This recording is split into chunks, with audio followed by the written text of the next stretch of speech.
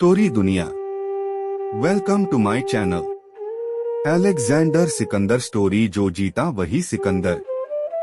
जो जीता वही सिकंदर। मालूम नहीं ये मुहावरा किसने दिया होगा, लेकिन इसके शब्दों पर गौर करे तो ये मुहावरा गलत है। सच में तो सिकंदर जीता ही नहीं था बल्कि हार गया था। दरअसल जिस महान युद्ध में सिकंदर के जीतने की बात कही जाती है, उसमें वो हार गया था।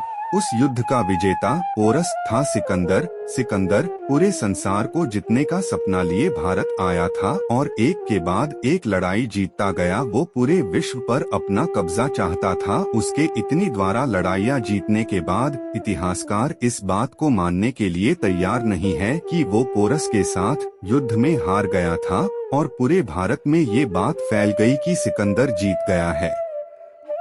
सिकंदर ने हार के बाद सोचा कि युद्ध से उसे क्या हासिल हुआ। हार नहीं, उस हार ने उसकी सोच बदल दी और असल में उसकी जीत युद्ध हारने के बाद शुरू हुई। एक दिन सिकंदर बहुत बीमार हो गया और एक शाम मर गया।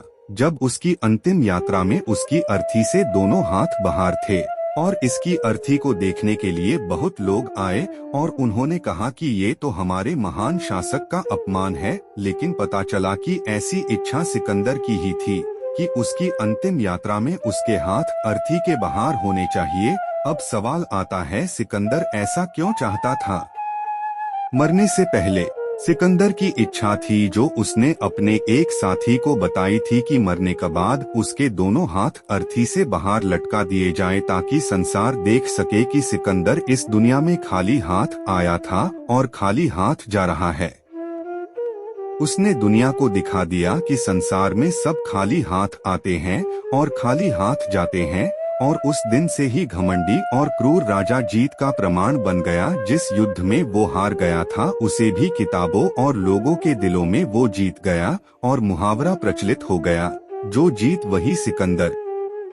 सिकंदर ने तलवार के दम पर दुनिया को जीतना चाहा, पर उसे समझ आ गया कि ऐसा करना संभव नहीं है और उसने दुनिया को विचारों के दम पर लोगों के दिलों को जीता।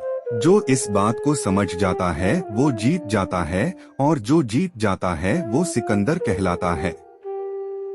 निवेदन, अगर आपको यह ग्रेट सिकंदर की कहानी पसंद आई हो तो कृपया इसे शेयर कीजिए और कमेंट्स करके बताएं कि आपको यह कहानी कैसी लगी और हमारे आने वाली कहानी को पाने के लिए नीचे फ्री में सब्सक्राइब करें।